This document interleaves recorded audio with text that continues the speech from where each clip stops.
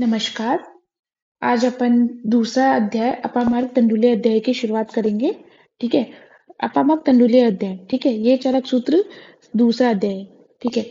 इसमें कौन से द्रव्य के बारे में बताया गया है? इसमें बताया गया है अंतःपरिमार्जन द्रव्य। ठीक है। अंतःपरिमार्जन द्रव्य के बारे में इसमें बताया गया है। तीसरे चैप्टर में बताया गया है अपने पास बही परिमार्जन द्रव्य। कौन सा? आरगवदीय अध्याय, उसमें बही परिमार्जन द्रव्य के बारे में बताया गया है। और जो चौथा अध्याय है महाकषाय वाला, ठीक है, षड विरेचन शताश्रय अध्याय, तो उसमें बताया गया है उभय परिमार्जन, मतलब अंतः परिमार्जन बही परिमार्जन दोनों के बारे में। ठीक है। तो पहला क्वेश्चन ये बन जाता है कि सेकंड चैप्टर में कौन से द्रव्य बताए गए? अंतः परिमार्जन द्रव्य। तीसरे चैप्टर में कौन सा द्रव्य बताया गया है? बही परिमार्जन द्रव्य। चौथे चैप्टर में कौन से द्रव्य बताया गया है? उभय परिमार्जन द्रव्य। ठीक है। फिर इस चैप्टर में और क्या क्या बताया गया है? इसमें बताया गया है युक्ति का पद। ठीक है।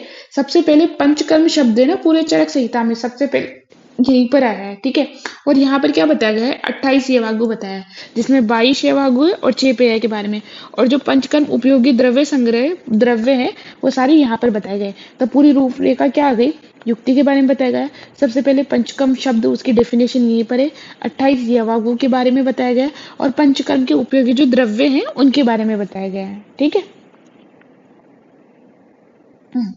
अपमार्ग तंडुलीय अध्याय अंतःपरिमार्जन द्रव्य के बारे में यहाँ पे बताया गया है। ठीक है। अब अपमार्ग तंडुल का मतलब क्या होता है? इसका तात्पर्य भूसी रहित चावल, मतलब जो चावल होते हैं, जो धान होते हैं हमारे पास, उस पे कवरिंग होती है ना, एक कवरिंग, भूसा जो रहता है उसका, उसको हटा दो, सिर्फ चावल चावल जो रहेगा उसको बोलते हैं तंडुल। ठीक है। तो यहाँ पर वो जो चावल होगा मतलब बीज है ना, मतलब कहना क्या चाह रहा है कि बीज लेना। बीज का मतलब क्या होगा? जो अंकुर उत्पन्न कर सकने योग्य ताजा अपमार्ग के बीज, मतलब जो नया अंकुर पैदा कर सके, जो नया प्लांट पैदा कर सके, ऐसे अपामार के बीज। चक्रपाणी ने इसी को क्या बोला है? निष्तुष अंकुर जनन समर्थम बीज, कि निष्तुष होता है और अंकुर जनन ऐसे बीज को बोले अपन ने अपामार के बीज। ठीक है। तो सबसे पहले पंचकर्म के द्रव्य संग्रह के बारे में देखते हैं, है ना, कि कौन कौन से द्रव्य हैं। तो उन द्रव्यों में भी सबसे पहले शीर्ष विरेचन वाले द्रव्य लेते हैं। अब भाई शीर्ष विरेचन वाले द्रव्य ही क्यों लिए? क्योंकि अपन पंचकर्म शुरू करते हैं तब तो वमन विरेचन बोलते हैं, तो यहाँ पर पहले वमन से क्यों नहीं शुरुआत की गई है? तो शीर्ष विरेचन इसलिए है क्योंकि यहाँ पर आगे अपन पढ़ेंगे कि सिर को क्या बोला है? उत्तमांग बोला है। सिर को क्या बोला है? उत्तमांग बोला है। ठीक है।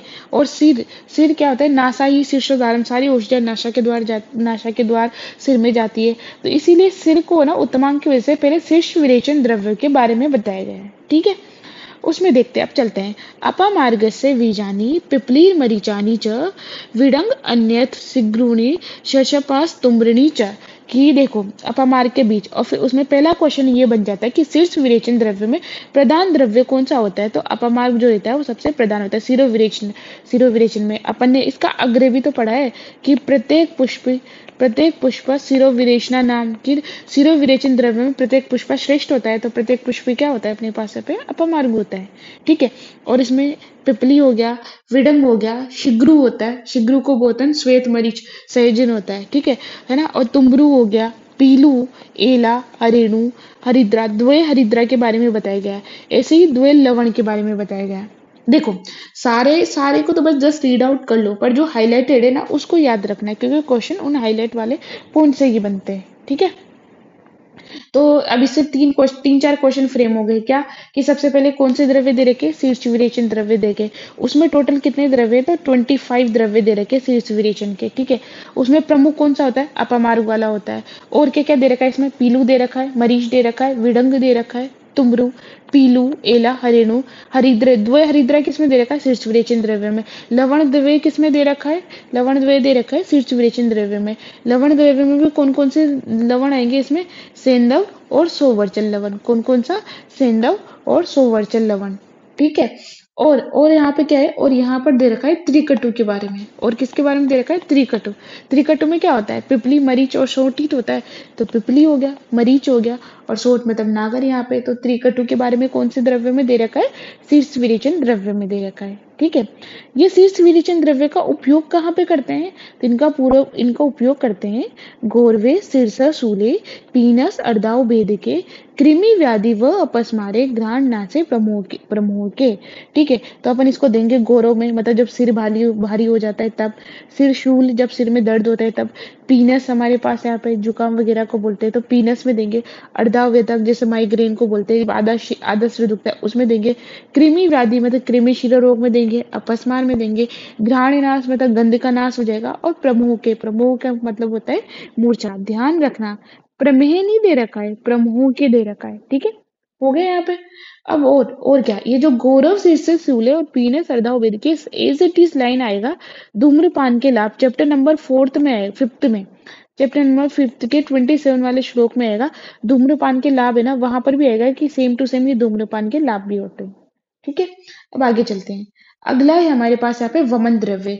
वमन द्रव्य कितने दे रखे हैं? 10 दे रखे हैं। ठीक है, अब ये सारे आपको अभी 2 मिनट में याद हो जाएंगे, 2 मिनट क्या, अभी 10 सेकंड में याद हो जाएंगे। कैसे? कि मैंने बताया था ना कि कल्प स्थान में अपन वमन द्रव्य के बारे में पूछेंगे, पढ़ेंगे। तो वमन द्रव्य में भी 6 श्रेष्ठ वमन द्रव्य बताए गए। कौन से? मदन जी एक दावक, अपन ने आगे मूलिनी और फरीली में देखा था ये। ठीक है, तो यहाँ पर देखो मदन जी एक दावक, तो मदन से अपने पास क्या होगा? मदन फल, जी से हो जाएगा जिमूतक, इक से हो जाएगा इक्ष्वाकु, द से हो जाएगा धमार्गव, व से हो जाएगा वत्सक, वत्सक को ही अपन क्या बोलेंगे? कुटज, और क से हमारे पास क्या हो जाएगा? कृतवेदन। ठीक है, तो हो गए ना 6 याद, ये 6 तो याद है इसे, 1 2 3 4 5 6, तो 6 अपन ने ये याद कर दिए। फिर बचे क्या? 4 यहाँ पे। अब कौन कौन से? देखो मदनम, मधुकम, निम्बम, जीमूतम, कृतवेदनम, पिपली, कुटज, इक्ष्वाकु, एला, धमार्गव, वाणी, च, कि अपने पास है ना, ये तो अपन ने याद कर लिया। बचा क्या? मधुक बचा है, निम्ब बचा है, पिपली भी इसी में आती है, और एला भी इसी में आती है। तो अपन इसको क्या है, कैसे याद करेंगे? इसको याद करेंगे मीठा पाइन। क्या याद करेंगे? मीठा पाइन। तो मीठा से हमारे पास हो जाएगा मधुक, है ना, और पी से अपने पास हो जाएगा पिपली। ठीक है, पी से हमारे पास यहाँ पे क्या हो जाएगा? पिपली, और न से हमारे पास हो जाएगा निम्ब, न से क्या हो जाएगा हमारे पास यहाँ पे निम्ब, और ई से हमारे पास क्या हो जाएगा? एला। तो हो गए ना आपको याद? मदन जी एक दावक, 6 तो ये हो गए, बाकी जो बचा मीठा पाइन, मीठा से अपने पास हो जाएगा मधु, पी से पिपली, न से निम्ब, ए से एला। तो ये सारे क्या है? वमन द्रव्य हैं। ठीक है, वमनार्थ के लिए एला को ना चरक और वाग्भट दोनों ने ना एला को कैसे माना है? वमनार्थ, वमन वाले द्रव्य में माना है। किसने? चरक और वाग्भट ने। ठीक है, ये कार्य क्या करते हैं? अब इनका उपयोग क्या है? इनका उपयोग है उपस्थिते श्लेष्म पित्ते व्याधि व आमाशय आश्रय वमनार्थम प्रयुंजित विषक देहम अदूषयन, की उपस्थित है कि श्लेष्म पित्त जब अमाशय में उपस्थित होते हैं ना, कहाँ पर उपस्थित होते हैं? अमाशय में। ठीक है, जब अमाशय की व्याधा हो, ठीक है, और जब श्लेष्म पित्त उपस्थित हो, तब अपन वमनार्थ, वमन के लिए इन द्रव्यों का प्रयोग करते हैं। और ये विषक देहम अदूषण मतलब शरीर को हानि न पहुंचाते हुए वमन के लिए इनका प्रयोग करना है। ठीक है, तो जहां पर कफ पित्त बड़ा हो, कि अमाशय की व्याधि हो, तब वहां पर ये वमन द्रव्य लिए जाते हैं। तो अपन याद कर लिए वमन द्रव्य कितने दे रखे? 10। हीरो विरेचन द्रव्य कितने दिए थे? 25, 25 द्रव्य वो दिए गए थे। इसमें 10 आते हैं, मदन जी एक धावक और मीठा पाइन। ठीक है, आगे चलते हैं। विरेचन द्रव्य। अब विरेचन द्रव्य में क्या क्या है? त्रिव्रत है, त्रिफला है, दंती, नीलिनी, सप्तला, वचाम, कंपीलक। तो इनमें से अपन को याद क्या करना है? वचा, इंपॉर्टेंट। वचा को याद रखना, वमन में नहीं लेना है। वचा वमन में नहीं है, वचा किसमें है? विरेचन में। ठीक है, कंपीलक है ना, त्रिव्रत, त्रिफला, जबकि त्रिकटु कहाँ पे आता? त्रिकटु था शिरोविरेचन में, और त्रिफला है हमारे पास यहाँ पे विरेचन में। ठीक है, पीलू, आरवगत, द्राक्षा, द्रवंती, ये तो विरेचन करवाते ही सही। ठीक है, ये अब इनका उपयोग क्या है? पक्वाशय गते दोषे विरेक प्रयोजित। पक्वाशय गति मतलब पक्वाशय आगते, पक्वाशय में जो दोष उपस्थित है ना, पक्वाशय में जो प्राप्त दोष है, उनके लिए विरेकार्थ मतलब उनके लिए इन विरेचन उन दोषों के लिए विरेचन द्रव्य का प्रयोग किया जाता है। ठीक है, अब यहाँ पे पक्वाशय से क्या अभिप्राय है? तो चक्रपाणी क्या करता है? अमाशय के 2 भाग करता है। कौन कौन से? एक अमाशय, और दो भाग वाला रहता है उसको पश्चिमानस्य। तो चक्रपाणी ने यहाँ पे पक्वाशय का मतलब क्या लिया है? पश्चिमानस्य लिया है। ठीक है, तो ये बीच बीच में मैं थोड़े चक्रपाणी के बता दूंगी क्योंकि क्वेश्चन बन जाते हैं इसीलिए। ठीक है, तो यहाँ पे अपन ने देख लिया कि टोटल कितने द्रव्य? 17 द्रव्य। वमन के कितने थे? 10 द्रव्य। शीर्ष विरेचन के द्रव्य कितने थे? 25 द्रव्य थे। ठीक है, वमन में अपने पास क्या है? त्रिव्रत, त्रिफला, वचा, कंपीलक, ये याद रखने हैं। ठीक है। अब आते हैं हमारे पास यहाँ पे आस्थापन बस्ती के। तो आस्थापन बस्ती के कितने दे रखे, 29 द्रव्य दे रखे, ठीक है। 29 में अपने पास यहाँ पे सबसे इंपॉर्टेंट कौन सा है, पाटला। सबसे इंपॉर्टेंट कौन सा है, पाटला है, ठीक है। और यहाँ पे और क्या चीजें दे रखी है, देखो अब पाटला, अग्निमंथ, विल्व, शोनाक, काश्मरे, शालपर्णी, प्रश्नपर्णी, निरिग्धाम। तो पढ़ के कुछ याद आया, ये कौन से द्रव्य हैं, ये हैं दशमूल के द्रव्य।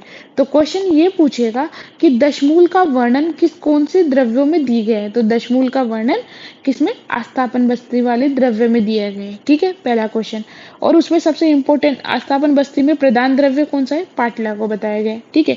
अब यहीं पर है ना, और क्या दे रखे, यहाँ पे दे रखा है यव और कुलत। आस्थान बस्ती के द्रव्य में यव और कुलत। तो यूं पूछ लेंगे कि कौन सा शुक धान्य है ना वो आस्थापन बस्ती में दे रखा है, तो वो कौन सा शुक धान्य है, वो यव है। और कौन सा शमी धान्य आस्थापन बस्ती वाले द्रव्य में, वो है कुलत, ठीक है। याद हो जाएगा कौन सा शुक धान्य, यव वाला हो गया, शमी धान्य कुलत हो गया, ठीक है। और दशमूल का वर्णन है और पाटला उसमें प्रधान है, ठीक है। और इसमें क्या दे रखा है, चतवार स्नेह, 4 स्नेह के बारे में बताया गया है। और आस्थापन द्रव्य में और क्या यूज लेके है, पंचलवण के बारे में, ठीक है। तो अपन को मोटी मोटी 5 बातें याद रखनी है, क्या कि ना इसमें सबसे पहले आस्थापन बस्ती में कौन से द्रव्य का वर्णन है, दशमूल का वर्णन है। उसमें भी कौन सा प्रधान है, पाटला प्रधान है, ठीक है। कौन से यव है, कौन सा शुभदान है, यव है। कौन सा शमीदान है, कुलत बताया गया है। 4 स्नेह के बारे में बताया गया है, पंचलवण के बारे में बताया गया है, ठीक है। और इनका उपयोग कहाँ पे किया जाता है, इनका उपयोग किया जाता है उदाव्रते विबंधेषु युंजाद आस्थापनेषु च, कि जहाँ पे उदाव्रत हो, जहाँ पे विबंध हो, वहां पर आस्थापन बस्ती के रूप में इनका प्रयोग लिया जाना चाहिए, ठीक है। तो और फिर उसके बाद आता है अनुवासन बस्ती के द्रव्य। तो अनुवासन बस्ती में भी क्या होता है, जो आस्थापन में दे रखे वही किसी में है, वही अनुवासन बस्ती में भी है, क्योंकि दोनों का बस्ती क्या करती है, वात का शमन करती है, ठीक है। तो इन दोनों द्रव्य से वातनाशक अनुवासन बस्ती की भी और अस्थापन दोनों की कल्पना की जा सकती है। तो यहाँ पर संक्षेप में क्या बताया, संग्रह 5 कर्मी के। तो ये पूछ लेंगे कि ये 5 कर्म, ये पंचकर्म के द्रव्यों का संग्रह कौन से चैप्टर में दे रखा है, तो वो दे रखा है दूसरे चैप्टर में। या फिर यूं पूछ लेंगे कि पंचकर्म नाम सर्वप्रथम कौन से चैप्टर में है, तो वो है चरक सूत्र 2 में है, ठीक है। तो अपन ने वमन विरेचन, शिरो विरेचन के कितने थे, 25 है ना। फिर उसके बाद वमन के कितने थे, 10।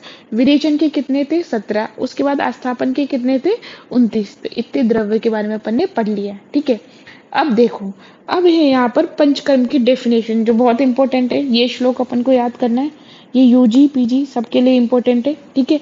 इसका रेफरेंस पूछ लेंगे, या फिर अपन का इंटरव्यू वगैरह जाते हैं वहां पर भी पूछ लेंगे कि ये कि पंचकर्म की डेफिनेशन कौन से चैप्टर में और क्या है। तो है तानी उपस्थित दोषाणाम स्नेह स्वेद उपपादने पंचकर्माणि कुर्वीत मात्रा कालो विचार्यन, कि क्या, कि तानी उपस्थित दोषाणाम। तो उपस्थित दोषों का मतलब क्या है, उत्कृष्ट दोष। जो दोष उत्कृष्ट हो गए उनका पहले क्या करो, उनका पहले करो स्नेहन करो, स्वेदन करो, ठीक है। उनका स्नेहन स्वेदन करके फिर पंचकर्म करो, वो भी कैसे, मात्रा काल का विचार करके, ठीक है। मात्रा काल का मतलब जो उपस्थित दोष है, देखो कंडीशन दे रखी है, नॉर्मल दोष नहीं है, जो उबड़े हुए दोष है ना उन्हीं के लिए दे रखा है। तो ये वाली पॉइंट ध्यान रखना है कि कौन से दोषों के लिए बोला है, उपस्थित मतलब उत्कृष्ट दोषों के लिए। जब दोष उत्कृष्ट हो तब अपन को क्या करना है, स्नेह स्वेदन करना है, फिर मात्रा काल का विचार करके फिर करना है अपन को पंचकर्म, ठीक है। तो ये इंपॉर्टेंट कोटेशन है।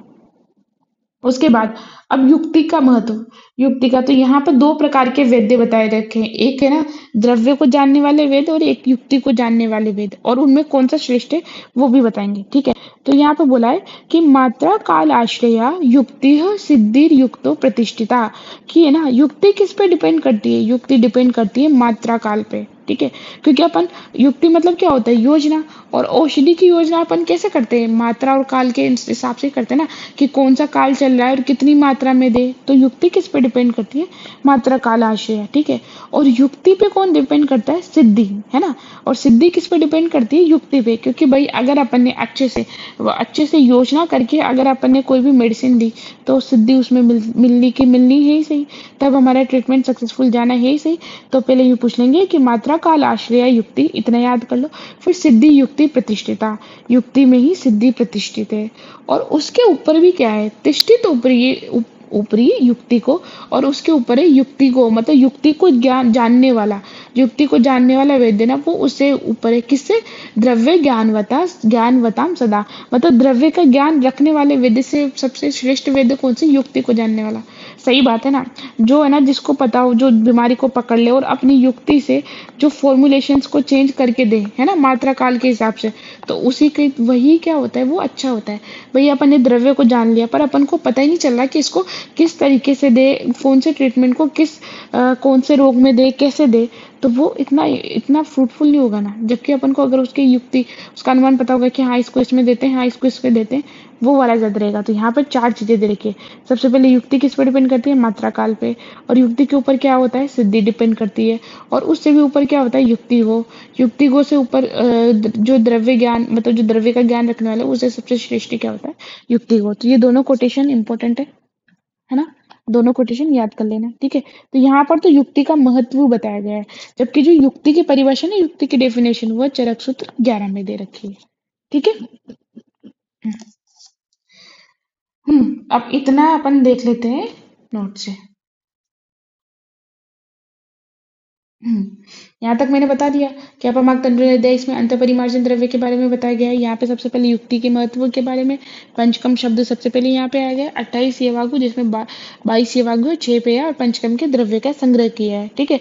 अपमार्ग बीज का मतलब यहाँ पे क्या है, निष्ठुष बीज, है ना, जो कि क्या करे, जो कि अंकुर उत्पन्न करने में समर्थ हो, ठीक है। अंकुर उत्पन्न करने योग्य या ताजा अपामार्ग का बीज लेना चाहिए, ठीक है। अपामार्ग बीजानाम निस्तुषणाम एव, चक्रपाणी ने बोला है, ठीक है, जो कि मतलब अंकुर उत्पन्न करने में समर्थ हो, ठीक है। अब पंचकर्मा द्रव्य श्रृंखला में सबसे पहले देखते हैं शीर्ष विरेचन द्रव्य। शीर्ष विरेचन द्रव्य टोटल कितने हैं, 25 है। उसमें प्रधान किसको बोला है, अपमार्ग को, ठीक है। अपमार्ग वैसे शेष अग्र द्रव्य में बोला है कि प्रत्येक पुष्पी शिरो विरेचना नाम, कि प्रत्येक पुष्पी मतलब क्या होता है, अपमार्ग शिरो विरेचन द्रव्य में श्रेष्ठ होता है। तो प्रधान यहाँ पे कौन सा, अपमार्ग है। और शिरो विरेचन द्रव्य में क्या है, पिपली है, मरीच है, पीलू, एला, रेणुकम, हरिद्रा द्वय इंपॉर्टेंट यहीं पर है, लवण द्वय शिव विरेचन द्रव्य में दे रखा है, ठीक है। त्रिकटु किस में दे रखा है, शिरो विरेचन द्रव्य में दे रखा है, ठीक है। पर यहाँ पे पिपली है, पर पिपली मूल नहीं है। क्या है, पिपली है पर पिपली मूल नहीं है। दो प्रकार की हल्दी में कौन कौन सी हल्दी है, हल्दी और दारू हल्दी दोनों है। और लवण द्वय में कौन कौन से नमक है, सेंधा नमक और सोवरचल नमक। सोवरचल को अपन क्या बोलते हैं, काला नमक, ठीक है। इनका उपयोग कहाँ पे किया जाता है, इनका उपयोग किया जाता है गौरव शीर्ष शूले पीनस अर्धाउ भेद के कृमि व्याधि व अपस्मारे घ्राण नासे प्रमोह के। मतलब शीर्ष विरेचन द्रव्य का उपयोग गौरव जब सिर भारी हो, सिरसूल में, पीनस में, अर्धाव भेदक माइग्रेन में, कृमि व्याधि मतलब कृमिज शिरोरोग में, अपस्मार में करते हैं, घ्राण नाश मतलब गंधनाश हो जाएगी उसमें, और प्रमोह के, यहाँ पे प्रमोह है, प्रमेह नहीं है, क्या है, प्रमोह के। प्रमोह मतलब होता है मूर्छा, तो मूर्छा में दे रखा है, ठीक है। यहाँ पर अपस्मार है पर उन्माद नहीं है। देखो जो चीजें नहीं ना, उसको ध्यान से पढ़ना है ना। एक तो जो है और जो नहीं है, क्योंकि वह यहीं से क्वेश्चन को है ना वो ट्विस्ट कर देता है, और अपन सोचते हैं कि हाँ यार ये तो इसमें था, अपन गलत पढ़ लेते हैं और अपने माइंड में वही चीजें चलती रहेगी। अगर आपने इसको एक बार प्रमेय पढ़ लिया ना, तो आप कितनी भी बार पढ़ लो, यहाँ पे प्रमेय ही पढ़ोगे, क्योंकि माइंड में वही सेट हो जाता है, ठीक है। इसलिए ध्यान रखना है, ठीक है। अपस्मार है पर उन्माद नहीं है, ठीक है। और क्या, कि सिरो विरेचन द्रव्यों में मतलब मधुर और अम्ल रस नहीं होता है। कौन सा रस नहीं होता है, मधुर और अम्ल रस नहीं होता है, ठीक है। फिर उसके बाद देखते हैं वमन द्रव्य। टोटल कितने हैं, 10 द्रव्य हैं, जिसमें मदनजी इक्धावक, तो मदन फल, जिमूतक, इक्ष्वाकु, धमार्गव, वत्सक, कुटच, ये तो 6 तो ये हो गए। और मीठे पाइन, मीठे पाइन में हमारे पास क्या हो जाएगा, मीठा मतलब हो जाएगा मधु, पी से अपने पास हो जाएगा पिपली, न से हो जाएगा निम और एला। तो ये टोटल 10 द्रव्य दे रखे हैं, ठीक है।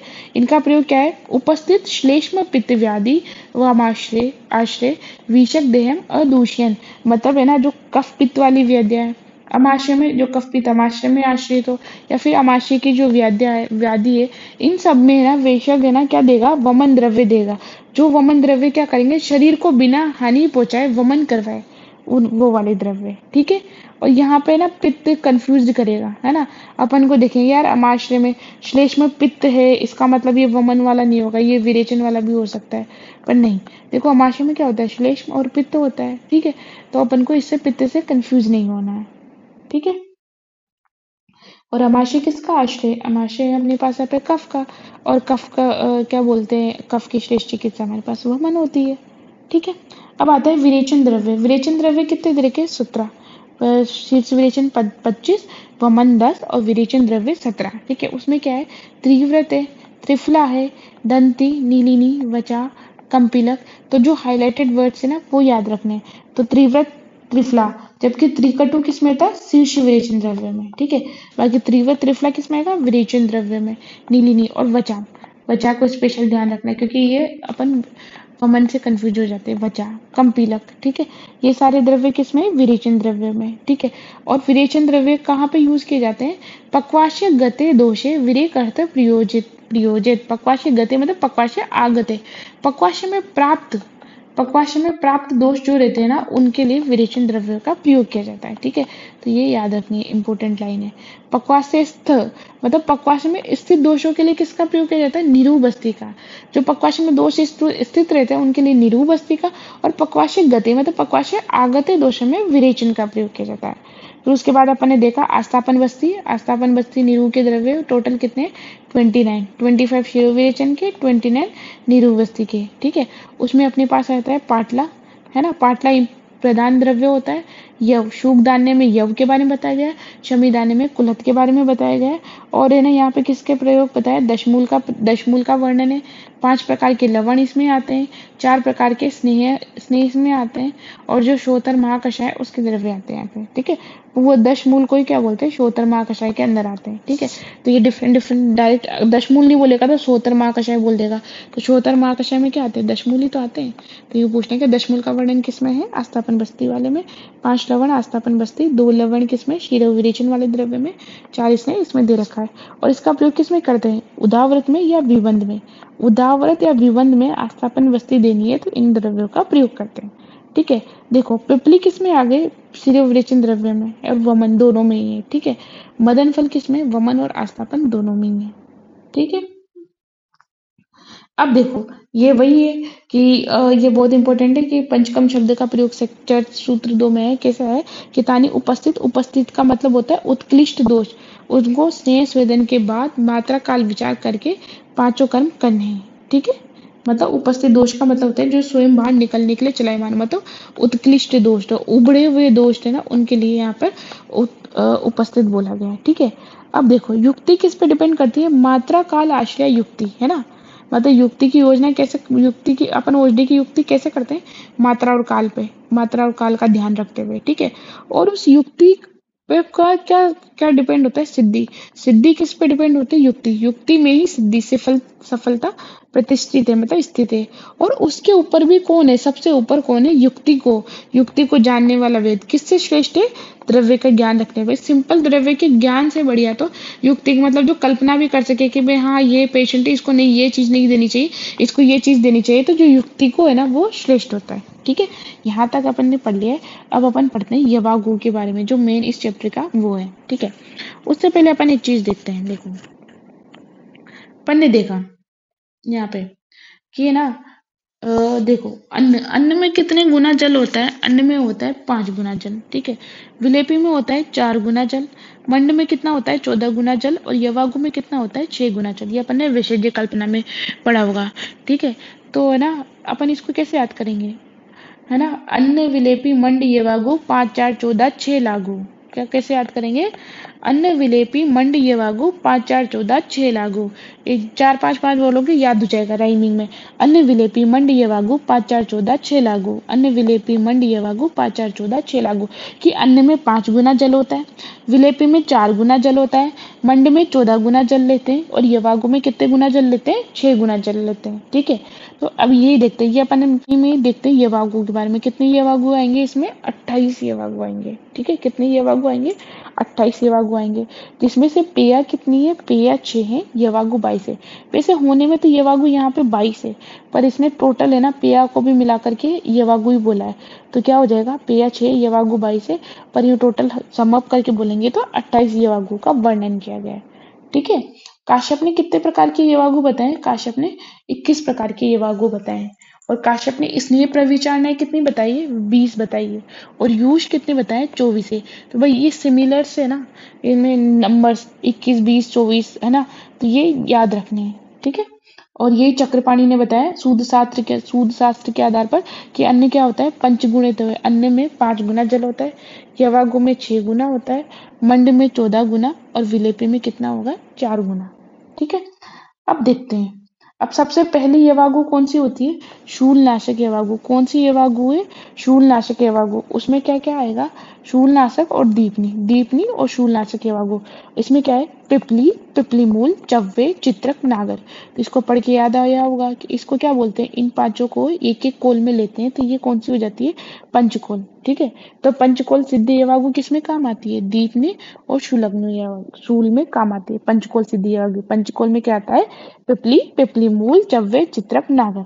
ठीक है, उसके बाद चक्रपाणि ने डिफरेंशिएशन, रस और औषध, आहार द्रव्य और औषध द्रव्य में डिफरेंस किसने बताया, चक्रपाणि ने बताया। ठीक है, तो आहार द्रव्य क्या होते हैं, जो रस प्रदान होते हैं उन्हें बोलते हैं आहार द्रव्य, और जो वीर्य प्रदान होते हैं उनको क्या बोलते हैं, औषध द्रव्य। जो रस प्रदान है वो होते हैं आहार द्रव्य, और जो वीर्य प्रदान है उनको क्या बोलते हैं, औषध द्रव्य बोलता है। ठीक है, और उसके बाद इन्होंने क्या बताई, औषध द्रव्य के भी ना तरतम भेद से ना 3 प्रकार बताए। औषध द्रव्य के भी कितने प्रकार बताए, 3 प्रकार बताए। कौन कौन से, देखो, जो 3 प्रकार कौन से, एक तो तीक्ष्ण वीर्य वाली द्रव्य होती है, एक मध्य वीर्य वाली द्रव्य होती है, और एक होती है मृदु वीर्य वाली।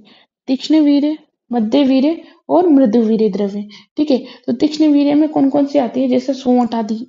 तीक्ष्ण वीर्य, मध्य, तो ये किसके हिसाब से बताए, ये इन्होंने ना इनके डोज के हिसाब से बताए। कैसे, डोज के हिसाब से।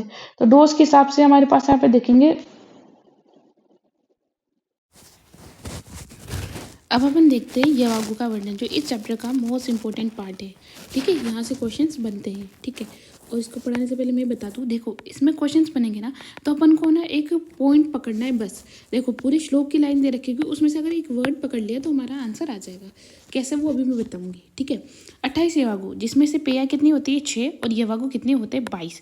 तो ऐसे तो यवागु 22 है, पर पूरा ऐसे एक साथ बोलते हैं कि 28 यवागु का वर्णन किया गया है। ठीक है, तो चरक ने कितने यवागु बताए, 28 यवागु बताए। ठीक है, उसमें अगर पेया पूछ ले तो 6 पेया है और 22 यवागु है। ठीक है, काश्यप ने यवागु बताए कितने, 21 यवागु बताए काश्यप ने स्नेह प्रविचारना कितनी बताई है, 20 बताई है।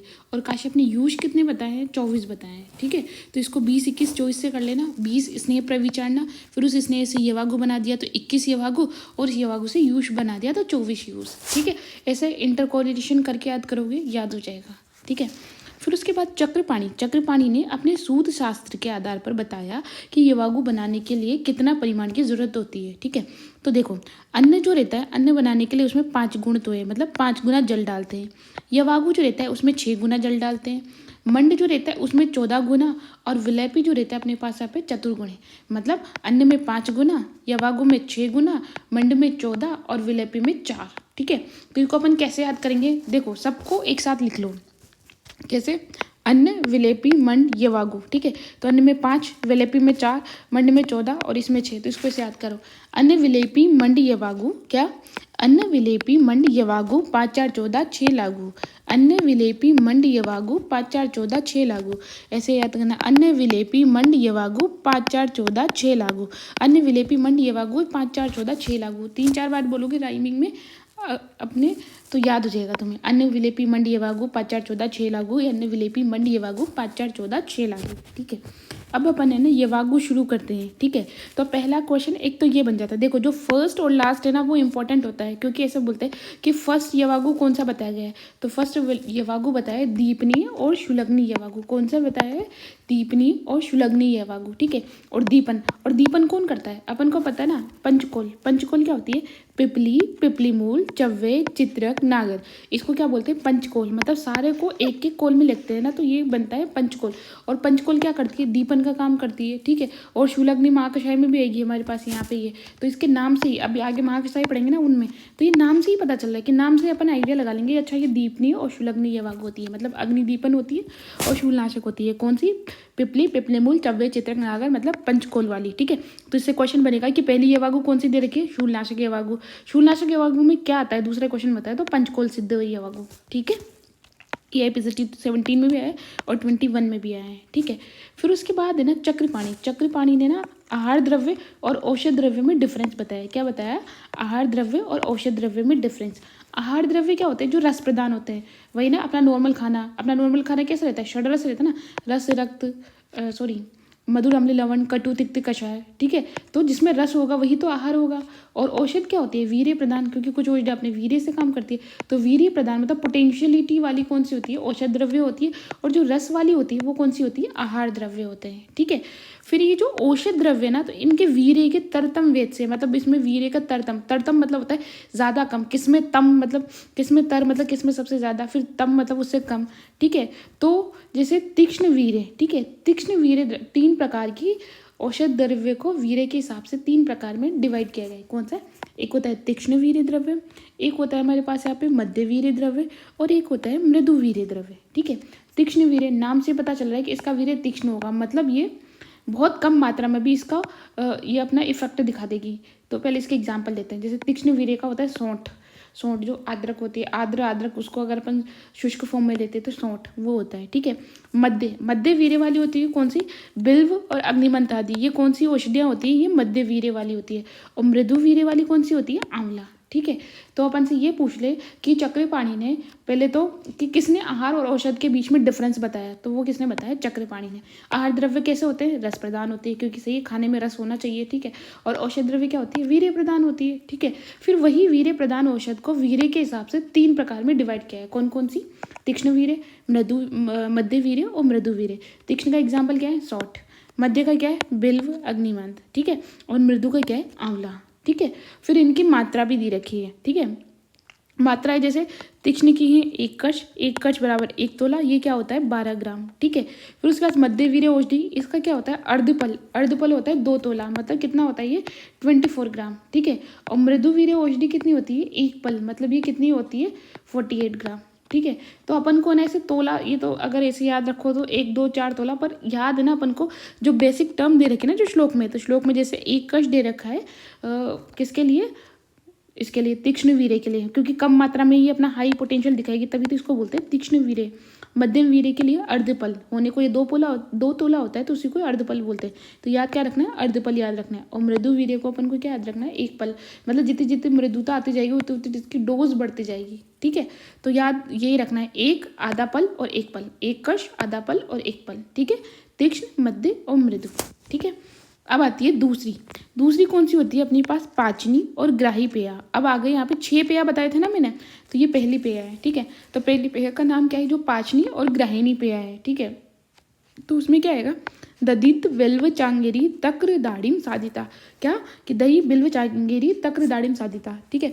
तो इसको वैसे भी याद कर लो कि खट्टी चीजें रहती है वही तो पाचन करती है। देखो यहाँ पे चांगेरी हो गया, तक्र हो गया, दही हो गया, तो खट्टी चीजें अपने पास पाचनी और ग्राही होता है, और दही तो ग्राही होता ही सही है, ठीक है। तो इसको नाम से ही इसका डिनोट हो रहा है कि खट्टी चीजें आएगी तो यहाँ पर आ जाएगा। फिर भी अगर अपने पास कन्फ्यूजन होगा ना तो इसको ऐसे याद कर लेना कि ना दही कौन चाट गई? बिल्ली चाट गई, दही बिल्ली चाट गई पाचन करने के लिए, दही बिल्ली चाट गई पाचन करने के लिए। तो अपन इसको कैसे याद करेंगे? दही बिल्ली, तो दही से दधित, बिल्व, चाट से चांगेरी, फिर ये 3 ताई जाएंगे तो तक्र दाड़िम साधिता, ये क्या है? पाचनी है वागु, ठीक है। पाचनी पेया, ठीक है। फिर उसके बाद दूसरी पेया कौन सी है? जो पंचमूल साधित होगी, है ना। पंचमूल की क्वाथ से सिद्धि पेया जो रहती है वो किस में काम आती है? वाताजतिसार में, ठीक है। तो अपन को याद है ना यार कि 10 मूल देते हैं अपने पास यहाँ पे, वो क्या करता है? वात का नाशन करता है, शोतर में भी काम आता है, ठीक है। 10 मूल किस में आता है? शोतर महाकषाय में। तो 10 मूल किससे बना होता है? लघु पंचमूल से, और होता है बृहद पंचमूल से। तो जो लघु का जो रहता है ये वात का शमन में ज्यादा रोल होता है, ठीक है। तो ऐसे भी याद हो जाएगा, ठीक है। तो वाताजतिसार में क्या आ जाएगा? लघु पंचमूल से साधित पेया, ओके। तो क्वेश्चन इस प्रकार से बनते हैं कि कौन सी व्याधि में पंचमूल साधिता पेय का प्रयोग किया जाता है? तो हमारा आंसर आ जाएगा वाताजतिसार, ठीक है, याद हो जाएगा। अब आगे चलते हैं, ठीक है। अब देखो, अब आती है पित्त श्लेष्म अतिसारोग्नि पेया। जो पित्त और श्लेष्म अतिसार को खत्म करती है वो पेया, ठीक है। तो इसके आगे लिख लो भाई पी, पित्त का पी और एस का एस। ऐसे शाल पढ़नी में लिखो एस और प्रश्न पढ़नी में पी, तो ठीक है, याद हो जाएगा। पित्त श्लेष्म मतलब जो प्रश्न पढ़नी और साल पढ़नी जिसमें दोनों में आएगा ना। देखो और किसी में भी दोनों एक साथ नहीं आ रहे, सिर्फ इसी में आएंगे। तो जिसमें प्रश्न पढ़नी साल पढ़नी एक साथ आएंगे वो कौन सी ये वो कौन सी पेया होगी? वो पित्त श्लेष्म अतिसार रोगग्नि पेया होगी। तो इसको कैसे बोलते हैं? शाल पढ़नी बला बिल्वे प्रश्न पढ़ण्याच्या साधिता दाड़िम अम्ला हिता पेया पित्त श्लेष्म अतिसारिणाम। मतलब शाल पढ़नी, क्या बोलते हैं, बिल्व, प्रश्न पढ़नी, और क्या होता है दाड़िम, खट्टे मतलब अम्ल दाड़िम मतलब खट्टे नारदाने के रस से से बनाकर प्रयोग की पिया किसमें आती है, पित्त कफ जन्य। तो इसके पंच लाइन क्या होगी, पी और एस, शाल पढ़नी और प्रश्न पढ़नी, पित्त और श्लेष्म। देखो फिर मैं बोल रही हूँ कि वहाँ पर है ना एक एक शब्द नहीं आएंगे, वहाँ पे पूरी लाइन आएगी, तो उसमें से अपन शब्द ढूंढ लेंगे। जैसे प्रश्न पढ़नी और शाल पढ़नी, अच्छा ये दो मिल गए, तो ये पी और एस, ये पी और एस, तो इसमें पित्त श्लेष्म आएगी। ठीक है, फिर इसके बाद आती है रक्त अतिसारग्नि पिया। कौन सा अतिसारग्नि, रक्त अतिसारग्नि। ठीक है, तो भैया रक्त आ गया तो इसका मतलब कोई ना कोई जानवर तो आएगा इसे ही अपने पास यहाँ पे। तो किसका, पये से अर्धो उदके छागे हिरिबेर उत्पल नागरे। मतलब पये से अर्धो उदके मतलब बकरी है ना, मतलब अजा का दुग्ध, उसमें आधा जल लेना है, आधा दुग्ध में पका करके, है ना। और हिरिबेर उत्पल नागर, इनसे बनी हुई रक्त अतिसार में काम आते हैं, उसमें आती है प्रश्न पढ़ने अच्छा साधिता। और किससे साधित है, प्रश्न पढ़ने से। तो देखो पी और एस तो किस में आ जाएंगे, पी एस में, मतलब पित्त श्लेष्म में। और ओनली प्रश्न पढ़नी किस में आएगा, रक्त अतिसारग्नि में। तो रक्त से अपन है ना अजा को याद कर लेंगे, अजा के दुग्ध को देंगे, तो ये दो, एक ये पंच लाइन समझ में आ जाएगी और एक प्रश्न पढ़ने वाली आ जाएगी। ठीक है, तो रक्त अतिसारग्नि हो जाएगी अपने पास, इसमें प्रश्न पढ़नी और पये से अर्धोद के छागरे, इससे सिद्ध की हुई पिया। ठीक है, यहाँ पे याद रखना है शाल पढ़नी नहीं है, शाल पढ़नी प्रश्न पढ़नी सिर्फ एक में ही है, पीएस वाले में। ठीक है, अब आगे चलते हैं। आम अतिसारग्नि, आम अतिसार, आम अतिसार में क्या होगा, दद्यात सात अतिविषा पेयाम स आमे स अम्लाम स नागरम। क्या है कि अपन को क्या देना है, अतिविषा है ना, उसमें स अम्ला मतलब खट्टे नारदाने से, और नागर मतलब सोंठ से बनाई हुई पेया। ठीक है, तो अपन इसको कैसे याद करेंगे, विष, अति विष है ना यहाँ पे। तो आम, जब आम ज़्यादा हो जाता है तो वो क्या बनाता है, आम विष बनाता है ना। जब आम ज़्यादा हो जाएगा तो आम विष बनेगा। तो यहाँ पे आम तो है ही सही, अब विष ढूंढ लेना, तो अतिविषा वाला विष आ गया, तो इसको बस इसको पकड़ लेना, तो पता चल जाएगा कि आम अतिसार को खत्म करने वाली पेय है। ठीक है, हो जाएगा याद। फिर उसके बाद आते हैं मूत्र कृच्छग्नि पेया। उसमें क्या होगा, स्वदंष्टा कंठकारिभ्याम मूत्र कृच्छे सफाणिताम। कि स्वदंष्टा को अपन क्या बोलते हैं, गोक्षुर। देखो कितना फेमस अपन को पता है कि मूत्र कृच्छ में सबसे एकल औषध में सबसे श्रेष्ठ औषधि कौन सी होती है, गोक्षुर, स्वदंष्टा। ठीक है, तो यहाँ पर मूत्र कृच्छग्नि है, तो यहाँ पे आएगा स्वदंष्टा। तो स्वदंष्टा से अपन तुरंत पकड़ लेंगे कि मूत्र कृच्छग्नि यवाग पेया में जाएगा। ठीक है, इससे पकड़ लेंगे। और उसको देना किसके साथ है, फाणी के साथ। कि स्वदंष्टा मतलब गोक्षुर, और कंठकारी मतलब बटकटे है कि मूल के क्वाथ से बनाई गई पेय किसके साथ लेनी है, राव यानी फाणित के साथ लेनी है। ठीक है, तो दो पंचलाइन याद करनी है अपन को। मूत्र कृच्छ के सबसे अच्छी औषध क्या होती है, गोक्षुर होती है। तो गोक्षुर को और किसके साथ देना है, फाणित के साथ, बस। तो ये मूत्र कृच्छ वाला आ जाएगा। आम में कौन सी देगी, अतिविषा, तो आम विष से याद कर लेंगे, अतिविषा वाला आ जाएगा। ठीक है, रक्त अतिसार में अपन ने ना रक्त किसके पास होता है, बकरी के पास, अजय के पास। तो अजय के दुग्ध को पये से अर्धोद के, और इसमें क्या है, प्रश्न पढ़नी, शाल पढ़नी इसमें नहीं है। शाल पढ़नी प्रश्न पढ़नी किसमें, पित्त श्लेष्म में, अतिसारग्नि पेया में। ठीक है, फिर इसके बाद तो ये हमारे पास है ना 6 पेया खत्म हो गई है। कितनी पेया खत्म हो गई है हमारे पास, 6 पेया खत्म हो गई। उसके बाद देखते हैं 6 पेया कौन कौन सी थी, पंचमूल वाली, ठीक है, पाचनी ग्राही वाली 2 थी, ये हो गई। फिर उसके बाद पित्त श्लेष्म और रक्त अतिसार 4 ये हो गई, और आम अतिसार मूत्र कृच्छग्नि, ये सारी पेया हो गई। ठीक है, उसके बाद देखते हैं कृमिग्न यवागु, कृमिग्न। ठीक है, विडंग पिपली मूल शीघ्रु वीर मरीचेन च। क्या, तक्र सिद्धा यवागु स्यात् कृमिग्ना सुवर्चिका। कि है ना, विडंग पिपली मूल शीघ्रु को, मरीच को, और तक्र सिद्धा मतलब मट्ठे से, सिद्ध यवागु है ना, इसको किसके साथ लेना है, सर्जी छार के साथ। तो ठीक है, अब इसको कैसे पकड़ेंगे, देखो कृमिग्न, देखो विडंग अपन ने अग्रय द्रव्य में क्या पढ़ा था, विडंग कृमिग्ना नाम। विडंग क्या होती है, कृमिग्ना नाम। कृमि को खत्म करने की एकल औषध कौन होती है, विडंग। तो बस कृमि को खत्म करने तो अपन पहले किससे पकड़ लेंगे, विडंग से पकड़ लेंगे। ठीक है, और उसके बाद उस कृमि को खत्म करने के लिए विडंग के साथ और क्या करना है अपन को, तक्र सिद्धा यवागु किसके साथ करनी है, तक्र के साथ। और किसके साथ देनी है, सुवर्चिका मतलब सर्जी छार के साथ। छार देंगे तभी तो सारे कीड़े मर जाएंगे। ऐसे याद कर लो कि जो छार है ना भाई, ये तीक्ष्ण होती है, तो ये सारे कीड़ों को तभी मारेगी जब अपन मतलब सारे कीड़े तभी मरेंगे जब अपन छार के साथ देंगे। ठीक है, सेम टू सेम ये लाइन आगे भी आएगी, तक्र सिद्धा यवागु साथ, ये किसी और का कोई और होगा यहाँ पे। ठीक है, तो अपन को 2 चीज़ें याद करनी, कृमि में सबसे बढ़िया क्या होता है, विडंग पिपली मूल। तो ये दोनों चीज़ें ये यहाँ से इसको पकड़ लेंगे, और इसको देखो भाई कीड़ों को मारने के लिए तीक्ष्ण होना चाहिए, तो छार देंगे, तो सर्जी सुवर्चिका छार के साथ, और किसके साथ सिद्ध करनी है, तक्र के साथ सिद्ध करनी है। ठीक है, फिर उसके बाद देखते हैं पिपाशा के लिए। तो पिपाशा के लिए होगा मृदुका, सारिवा, लाजा, पिपली, मधु, नागरे। ठीक है, सारी ऐसी चीजें जिनका शीत वीर है। ठीक है, तो सारी पिपाशा को शांत करने वाली। मृदुका हो गई, सारिवा जिसको अनंत बूल बोलते हैं, लाजा धान का लावा, पिपली, मधु और नागर। ठीक है। इसको कैसे याद करोगे भाई? प्यास, प्यास लगती तो अपन किसके पास जाते हैं? प्यास लगती है तो अपन मिट्टी के घड़े के पास जाते हैं। किसके पास जाते हैं? मिट्टी के घड़े के पास, पानी पीने के लिए। तो मिट्टी से हमारे पास क्या हो जाएगी? मृद्विका। मिट्टी से क्या पकड़ेंगे? मृद्विका को पकड़ेंगे। मृद्विका पकड़ते अपन को याद हो जाएगा, पिपासा आ जाएगी। तो प्यास लगते तब अपन कहाँ जाते हैं? मिट्टी के घड़े के पास। तो मिट्टी से हमारे पास क्या हो जाएगी? मृद्विका हो जाएगी। ठीक है। अब देखते हैं विषग्नि। विषग्नि यवागु कौन सी होती है? सोमराजी विपाजिता। किससे सिद्ध होती है? सोमराजी से। सोमराजी क्या होती है? बाकुची, है ना। तो बाकुची के क्वा से सिद्ध यवागु विषनाशक होती है। ठीक है। अब इसको कैसे याद करोगे? इसको याद करोगे, सोमराजी है ना, मतलब सोमवार को। सोमवार को किसका वार आता है? भगवान शंकर का वार आता है ना। भोलेनाथ का वार आता है। इन्होंने क्या किया था? विषपान किया था। क्या किया था इन्होंने? विषपान किया था। तो बस इसको किससे, इसी से याद कर लो। विष मतलब विषग्नि यवागु। ठीक है। कौन सी यवागु हो जाएगी? विषग्नि यवागु। और सोमवार को और विष कौन पीता है? शंकर, और शंकर भगवान, और उनका वार कौन सा होता है? सोमवार। तो सोमराजी विपाचिता। ठीक है।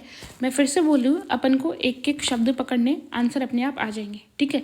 और जो मैं ट्रिक बता रही हूँ उसको ध्यान से सुनना है, और फिर खुद से रिवाइज करोगे, ये चीज़ें याद हो जाएगी। देखने में अपन को लगता है कि यार कितना सारा है, कितना बड़ा है, पर एक दो बार पढ़ते हैं ना, एक पहली बार में 50% क्लियर हो जाता है, फिर दूसरी बार पढ़ते हैं ना तो अपने आप याद हो जाएगा, और ट्रिक से तो वैसे ही याद हो जाएगा। ठीक है।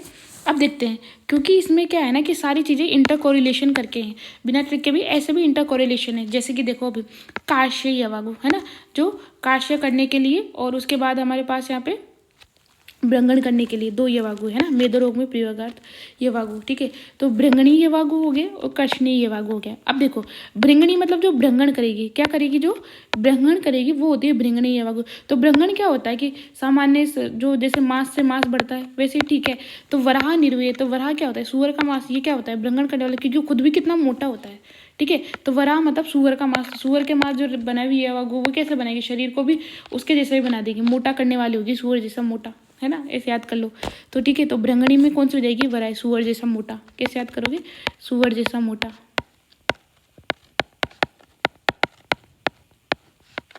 ठीक है। तो हो जाएगी भ्रंगण के लिए वराह निरु वाली। ठीक है। फिर उसके बाद कर्षण मतलब पतला करने के लिए। तो पतले अन्न कौन कौन से होते हैं? मतलब जैसे गवेदु का नाम, जिसमें आती है जोनरी, जनेरी, मकई इत्यादि। इसको माक्षिक के साथ, अपन को पता है ना कि मधु को अगर लेते हैं तो ये रुक्षता करता है और शरीर का कर्षण करता है। रुक्षता गुण के कारण शरीर का क्या करता है? कर्षण करता है। ठीक है। तो माक्षिक के साथ लेंगे तो क्या हो जाएगा? कर्षणी यवागु हो जाएगी। ठीक है। तो गवेदु का नाम माक्षिक के साथ, तो कर्षणी यवागु। ठीक है। मतलब जोनरी, जनेरी, मकई इत्यादि से बनी हुई यवागु, इसको किसके साथ लेना है? मधु के साथ। मोटा करना है तो सूअर जैसा होना पड़ेगा, तो वराह निरु वाली भृंगणी यवागु, और गवेदु का नाम से कृष्णी यवागु किसके साथ लेना है? माक्षिक के साथ। ठीक है। देखो नाम से समझ में आ रहा है ना, हो रहा है ना कोरिलेशन, याद हो जाएगा। अब आती है स्नेहन करने वाली। अब स्नेहन करने वाली तो उसमें स्नेहन लेना पड़ेगा ना। तो देखो, सर्पिस्मति बहुतिला स्नेहिनी लवणान्विता, कि सर्पिस्मति के मतलब बहुत सारा घी लगाकर, किसमें? तिल प्रदान, बहुतिला मतलब तिल प्रदान चावल की बनी हुई यवागु, उसमें अपन को घी और नमक डालना है। क्या डालना है? घी और नमक मिलाकर सेवन करने वाली होती है। ठीक है। अपन बोल लेते हैं ना, लवण क्या करता है अपने पास? उसके एफिकेसी को बढ़ा देता है, क्योंकि लवण क्या होता है? सूक्ष्म होता है, तो वो है ना सर होता है, मूवमेंट इजीली करवा देता है किसी भी चीज़ का। तो अपन कैसे याद करेंगे भाई? जल्दी से जल्दी स्नेहन करवाना है तो अपन घी दे देंगे, और उसमें भी बहुत सारे तिल प्रदान चावल की बनी यवागु में। ठीक है। तो स्नेहन के लिए सर्पिस में था बहुतिला, और उसको किसके साथ देते हैं? लवण के साथ देना है। ठीक है। फिर उसके बाद देखो विरक्षण के लिए होगा कुश, आम्लक, निर्वय। निर्वय का मतलब तो समझते हैं ना, क्वाथ, श्रित, शीत, क्वाथ। तो उसमें निर्वय किसका पर्याय आता है? निर्वय पर्याय होता है क्वाथ का। ठीक है। तो जैसे यहाँ पे लिख रखा है ना, कुश, आम्लक, निर्वय, मतलब कुश का मूल और आम्लक के क्वाथ से बनी हुई कौन सी यवागु? शावा की यवागु। किसकी यवागु?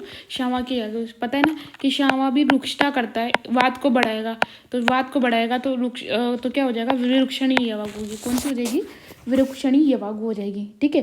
तो कुश, आम्लक, निर्वय, शामकान, विरुक्षणी यवागु। तो इसको कैसे याद करोगे? काश विरुक्षण हो जाता। क्या हो जाता? काश विरुक्षण हो जाता। तो क से हो जाएगा हमारे पास कुश, अ से हो जाएगा आम्लक, और स से हो जाएगा श्यावा। ठीक है। तो काश विरुक्षण हो जाता, तो कुश, आम्लक और श्यावा। ठीक है, हो जाएगी याद। अब आगे चलते हैं, श्वास काशग्नि यवागु। ठीक है। श्वास काश के लिए अपन को पता है कि दशमूल श्रिता का सिक्का श्वास कफा, कि जो दशमूल जो रहता है अपने पास यहाँ पे ये क्या करता है, कफ का शोषण करता है। क्या करता है, कफ का शोषण होता है। तो जब भी कोई खांसी जुकाम वगैरह होता है अपन दशमूल वाला काढ़ा जो दशमूल देते हैं, ठीक है। तो यहाँ पर भी वही है कि दशमूल श्रिता मतलब दशमूल के क्वाथ से बनी गई ये वागु किस किस में काम आती है, कास में, हिक्का में, श्वास में, कफ कफज विकारों में, मतलब कफ के सारे विकारों में कौन सी यूज होती है, दशमूल श्रिता, ठीक है। उसके बाद देखो अब आती है पक्वाशय रुजा अपह। पक्वाशय रुजा खत्म करने के लिए अपन कौन सी ये वागु देंगे, तो यम के मदिरा सिद्धा, यमक को मदिरा से सिद्ध करना है ना, ठीक है। मतलब मदिरा को किससे सिद्ध करना है, यमक से सिद्ध करना है। अब यमक क्या होता है, मैंने अभी पिछले लेक्चर उसमें फर्स्ट चैप्टर में पढ़ाया था कि 4 स्नेह होते हैं ना, घी, तेल, वसा, मज्जा। कौन कौन से स्नेह होते हैं, घी होता है, तेल होता है, वसा होता है, मज्जा होता है, ठीक है। उसमें से अपन को पता है जब 2 चीज़ें लेते हैं तो उसको बोलते हैं यमक, ठीक है। जब 2 चीज़ें लेते हैं तो उसको 2 स्नेह को एक साथ लेते हैं उसको बोलते हैं यमक, और 3 स्नेह को एक साथ लेते हैं इसको बोलते हैं त्रिव्रत। इसको क्या बोलते हैं, त्रिव्रत बोलते हैं। और जब चारों को एक साथ मतलब घी, तेल, वसा, मज्जा चारों को एक साथ ले लेते हैं ना तो इसको बोलते हैं महास्नेह। क्या बोलते हैं इसको, महास्नेह बोलते हैं, ठीक है। तो 2 स्नेह को एक साथ लेंगे तो उसको क्या बोलते हैं, यमक। तो यहाँ पर मदिरा को किससे सिद्ध कर रहे हैं, यमक से सिद्ध कर रहे हैं कि घृत तेल में चावल को भूनकर मदिरा से सिद्ध की गई यह वागु, किससे सिद्ध गई, मदिरा से सिद्ध की गई यह वागु पक्वाशय रुजा अपह। तो याद कर लेना जब भी मदिरा पीते थे सारी रुजाएं खत्म हो जाती है, तो पक्वाशय वाली तो स्पेशली खत्म होगी, ठीक है। तो यम के मदिरा सिद्धा क्या हो जाएगी, पक्वाशय रुजा अपह, ठीक है। फिर उसके बाद सारक मतलब जो रेचक करने वाली है, तो उसमें क्या आ जाएगा, साकेर मांशे तिलर माशे। साक शाक, मांशे मतलब माश, तिल और माश, इस माश का मतलब क्या होता है, उड़द होता है। मास का मतलब क्या होता है, उड़द होता है। तो ये क्या करती है, अपन को पहले भी पता है, अग्र में पढ़ा है कि जो मास जो रहता है अपने पास यहाँ पे पुरुष जननम, क्या होती है मास, पुरुष जननम, है ना। पुरुष जन मल का फॉर्मेशन करवाती है। तो यहाँ पे ये मल को ही तो बाहर निकालने के लिए अपन इसी का ही तो देंगे। तो इसको अपन ऐसे याद कर लेंगे, SMTS। कैसे याद करोगे, SMTS, शाकेर मांशे तिलर माश, शाकेर मांशे तिलर मांशे, शाकेर मांशे तिलर माश। तो ठीक है, SMTS किस में देंगे, वर्चो निरस्ती, मतलब ये सारक की अवागु होगी, ठीक है। फिर उसके बाद देखते हैं ग्राही यवागु। कौन सी यवागु, ग्राही यवागु, ग्राही और संग्राही की, ठीक है, संग्राही की वाली। तो इसमें क्या देंगे, जम्बू, आम्र, अस्थि, दधित, अम्ल, विल्वे। तो इसमें सारी देखो, संग्राही मतलब संग्रहण मतलब स्तंभन करने वाली, ठीक है, ग्राही करने वाली। तो उसमें क्या देते हैं, खट्टी चीजें। जो कषाय रस प्रदान होता है ना वो क्या करवाता है, स्तंभन करवाता है। कषाय रस जो रहता है अपने पास यहाँ पे वो स्तंभन करवाएगा, ठीक है, मतलब वही शोषण करने का काम करेगा। तो यहाँ पे देखो ना, जमनू मतलब जामुन और आम की गुठली कषाय रस प्रदानित होती है, और दधित, अम्ल, विल्व ये क्या होगी अपने पास यहाँ पे, ये होगी ग्राही यवागु, संग्राही। तो इसमें इंपॉर्टेंट क्या होगा, जाम्बू, आमरस्ती, ठीक है, क्या होगा, जम्बू, आमरस्ती, ठीक है। ये किस में काम आती है, संग्राही में काम आती है, ठीक है। उसके बाद हमारे पास आती है भेदनी यवागु। तो भेदनी में सारे जो भेदनीय गण के जो भी हैं वो सारे इसमें आ जाएंगे, ठीक है। भेदन करने वाले द्रव्य, कौन से द्रव्य, भेदन करने वाले द्रव्य, भेदन करने वाले द्रव्य ना वो इसमें आ जाएंगे भेदनीय यवागु। मतलब जो मल का भेदन करने वाले द्रव्य ना सारे इसमें आएंगे भेदनीय यवागु में। देखो, क्षार हो गया, चित्रक हो गया, हिंगु, अम्लवेतसेर भेदनी मता, मतलब क्षार, चित्रक, हिंग और अम्लवेतस। सिद्ध यवागु क्या करती है, भेदनी का काम करती है, मल का भेदन करने का काम करती है। तो इन सारों का काम भी यही होता है, मल का भेदन करने वाला। तो याद हो जाएगा, क्षार, चित्रक, हिंगु, अम्लवेतस, भेदनी, ठीक है। फिर उसके बाद वात अनुलोमनी, वात का अनुलोमन कौन करती है, हरित की। तो अब यह पिपलीमूल विश्व, अब यह हरित की, पिपलीमूल और विश्व मतलब अपने पास यहाँ पे सोंठ, ये क्या करती है, वात का अनुलोमन करती है। तो इसको किससे पकड़ लेंगे, अब यहाँ से वात के अनुलोमन से हमें कोई डर नहीं लगता। अब यहाँ मतलब हरित की वात का अनुलोमन तो करवाती ही सही है, तो इसको हरित की से पकड़ लेंगे। और यहाँ पर ये सारे मल का भेदन करने वाले हैं, ठीक है। फिर उसके बाद हम देखते हैं घृत तथा तेल व्यापद में प्रयोगार्थ यवागु, ठीक है। अब देखो, घृत तथा तेल दोनों में क्या करना है अपन को, देखो घृत व्यापत नाशनी कौन सी होगी? तक्र सिद्धा यवागु सात घृत व्यापत नाशनी। अपन बोलते हैं ना कि आज तो भैया घी ज़्यादा खा लिया, तेल ज़्यादा खा लिया, तो भाई छाछ पी लेते हैं, है ना, ये छाछ काट देगी उसको घी तेल को, ठीक है। तो सिंपल तक्र सिद्ध यवागु जो रहेगी ना, मतलब तक्र से सिद्ध करके यवागु देंगे, वो तो किसके व्यापत को नाश करती है? घी के व्यापत को, ठीक है। और तेल व्यापत के लिए कौन सी यवागु होगी? तक्र पिण्याक शादिता, मतलब तक्र तो होगा ही सही, पर उसमें एक्स्ट्रा एक पिण्याक मतलब तिल की खली, तक्र के साथ पिण्याक तिल की खली को भी साथ में सिद्ध करते हैं, तो वो यवागु कौन से अजीर्ण को दूर करती है? तेल के अजीर्ण को, ठीक है, ठीक है। तो अपन है ना इसको कैसे याद करेंगे? तेल पी, क्या याद करेंगे? तेल पी, है ना, क्योंकि सिंपल देखो व्यापद नाशन के लिए तक्र तो सिद्ध करना ही है, तो तेल में एक्स्ट्रा क्या आ जाता है? पी आ जाता है, मतलब पिण्याक वाला आ जाएगा, तो तेल पी से तक्र पिण्याक हो जाएगा और घृत व्यापद के लिए तक्र सिद्धा हो जाएगा, ठीक है। और वहाँ पे देखो सेम टू सेम मैंने बोला था ना कि आगे ये लाइन आएगी, जैसे क्रिमिग्नियम में होगा तक्र सिद्धा यवागु स्याद, है ना, वो क्या होगा फिर क्रिमिग्नि होगा सुवर्चिका के साथ, और यहाँ पर भी सेम ही है, तक्र सिद्धा यवागु स्याद घृत व्यापद नाशनी, ठीक है। तो वहाँ पे अगर सर्जिका सुवर्जिका देंगे तो फिर क्रिमिग्नि हो जाएगा, और अगर अपने पास सिंपल तक्र होगा तो घृत व्यापद नाशनी, ठीक है। फिर उसके बाद आता है विषम ज्वरग्नि तथा कंठ रोगग्नि यवागु, विषम ज्वर, ठीक है। तो विषम ज्वर के लिए हमारे पास यहाँ पे क्या हो जाएगा? गव्य मांस रसे स अम्ला विषम ज्वर नाशनी, गव्य मांस मतलब गो का मांस से सिद्ध गई की गई यवागु स अम्ला मतलब खट्टे अनार के रस के साथ देंगे, तो क्या करेगी वो? विषम ज्वर का नाश करेगी, ठीक है। तो अपन क्या बोलेंगे कि गाय माता विषम ज्वर का नाश करती है। गाय माता मतलब गव्य का मांस रस किसको नाश करता है? विषम ज्वर को नाश करता है, ठीक है। फिर उसके बाद हमारे पास आती है कंठ्या यवानाम यम के पिपली आम्ल के श्रेता। कंठ्या मतलब कंठ रोगों के लिए क्या है? यवानाम यव को, ठीक है। देखो यव को यमक में भूनना है, घी और तेल में भूनकर, पिपली और आंवले के क्वाथ से सिद्ध गई हुई यवागु कंठ रोगों में लाभकर होती है, ठीक है। एक आपने देखा था यम के मदिरा सिद्धा, अपन ने एक क्या देखा था? यम के मदिरा सिद्धा, वो किस में है? पक्वाशय रुजा अपम, किस में काम आएगा वो? पक्वाशय रुजा में, ठीक है। तो रुजा को अपन ने मदिरा से कर लिया था, ठीक है। अब यहाँ पर भी यम के हैं, मतलब इस यव को यम के साथ यमक मतलब घी तेल के साथ सिद्ध करके और पिपली आमलक के साथ देंगे तो उसमें काम आएगी कंठ रोग में, तो कंठ रोगों में यव आ जाएगा और रुजा के लिए मदिरा, यम के मदिरा सिद्धा, ठीक है, कन्फ्यूजन नहीं होना है। फिर उसके बाद देखते हैं शुक्रव स्रोतस में शूल समनार्थम, ठीक है, मतलब रेतो मार्ग रुजा अपम, रेतस किसको बोलते हैं? शुक्र को बोलते हैं। तो शुक्र मार्ग की रुजा को खत्म करने के लिए अपन को क्या करना पड़ेगा? मुर्गा खाना पड़ेगा, ठीक है। रेतो मार्ग की रुजा को दूर करने के लिए मुर्गा खाना पड़ेगा। देखो ताम्रचूड़ किसको बोलते हैं? मुर्गे का पर्याय है। ताम्रचूड़ किसका पर्याय है? मुर्गे का, ठीक है। तो मुर्गा किस लिए खाना पड़ेगा? रेतो मार्ग की रुजा को दूर करने के लिए। तो ताम्रचूड़ से सिद्धा रेतो मार्ग रुजा अप, ठीक है।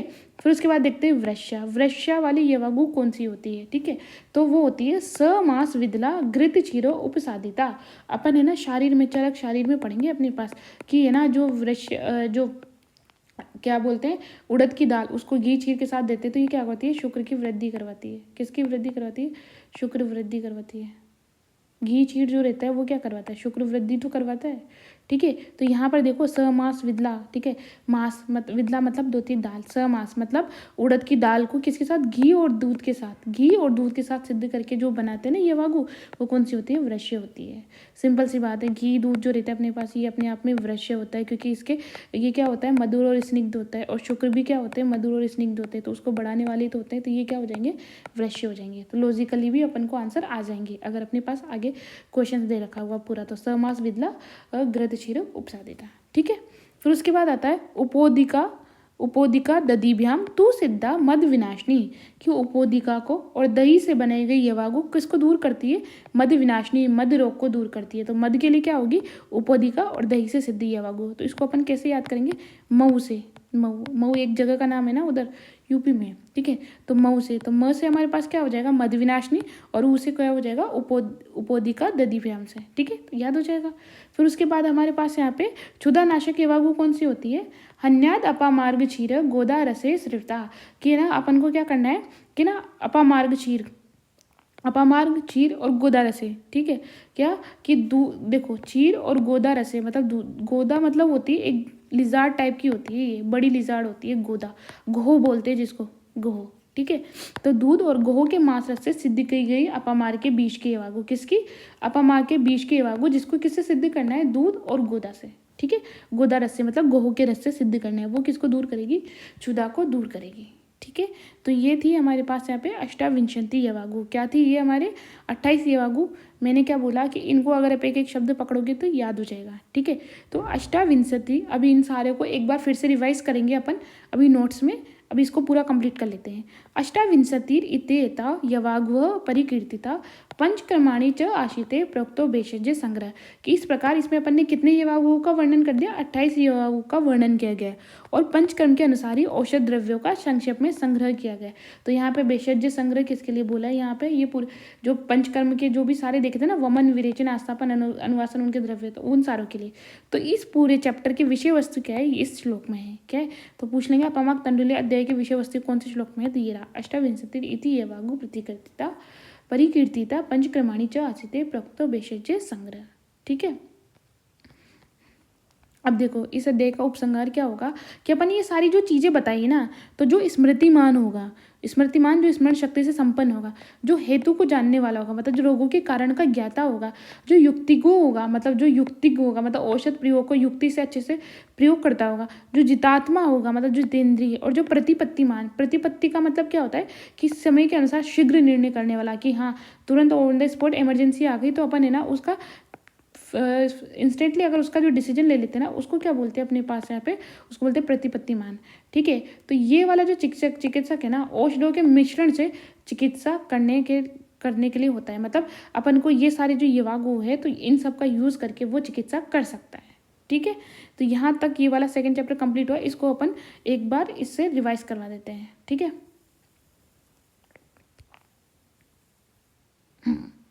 अब देखो 28 यवागु का वर्णन, कितने यवागु का, 28 यवागु, जिसमें यवागु कितने 22, पेया कितनी है 6, और काश्यप ने कितने यवागु बताए, काश्यप ने 21 यवागु बताए। ठीक है, स्नेह प्रविचारणा कितनी बताई है 20, और यूष कितने बताए हमारे पास यहाँ पे 24 यूष बताए।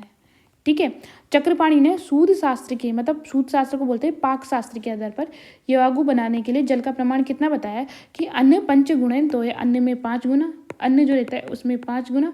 उसके बाद अपने पास यहाँ पे यवागु में कितना है 6 गुना, चतुर्मंड में कितना है 14 गुना, और विलेपी में कितना है 4 गुना।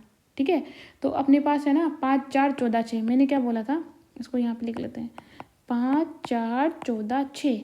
तो हमारे पास यहाँ पे हो जाएगा अन्न विलेपी मंड यवागु, अन्न विलेपी मंड यवागु 5 4 14 6 लागू। कैसे याद किया था, अन्न विलेपी मंड यवागु 5 4 14 6 लागू। ठीक है, 2-4 बार राइमिंग बोलेंगे याद हो जाएगा। ठीक है, फिर उसके बाद देखते हैं कि सिक्ते, फिर और क्या बताया इसमें, इसकी डेफिनेशन क्या बताइए, सिक्तेर विहितो मंड, के मंड क्या होता है, सिक्तेर विहित मतलब उसमें चावल के जो कण होते हैं वो नहीं होते, बस ओनली उसका जो पानी होता है ना चावल का पानी, उसको बोलते हैं मंड। ठीक है, पेया सिक्त समन्विता, पेया जो क्या है वो सिक्त समन्विता, सिक्त से पेया जो है वो है सिक्त समन्विता।